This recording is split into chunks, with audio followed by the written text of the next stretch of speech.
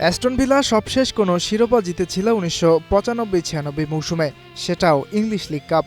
আর ইউরোপের মঞ্চে সবশেষ সাফল্য ছিল ১৯৮১-৮২ মৌসুমে। ওই সময় জার্মান ক্লাব বায়ার্ন মিউনিখকে হারিয়ে ইউরোপিয়ান কাপ জিতেছিল ইংলিশ ক্লাবটি। দীর্ঘ অপেক্ষার পর আবারও কোনো জার্মান ক্লাবকে হারিয়ে ইউরোপিয়ান শিরোপা ঘরে তুলল ভিলা।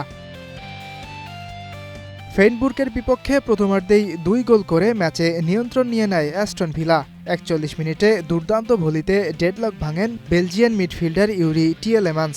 বিরতির আগ মুহূর্তে লিড দ্বিগুণ করেন এমিলিয়ানো বুয়েন্দিয়া। ৫৮ মিনিটে জয়ের পথ আরও সহজ করে ফেলে ভিলা। তৃতীয় গোল এনে দেন ইংলিশ মিডফিল্ডার মেগান রজার্স। এই গোলের অ্যাসিস্ট আসে দ্বিতীয় গোল করা আর্জেন্টাইন মিডফিল্ডার বুয়েন্দিয়ার কাছ থেকে। কোচ হিসেবে ইউরোপিয়ান ক্লাব ফুটবলে দ্বিতীয় সেরা এই প্রতিযোগিতার ৪টি শিরোপা জিতে সবচেয়ে বেশি শিরোপা জয়ের রেকর্ড আগে থেকেই ছিল উনাই এমেরির দখলে।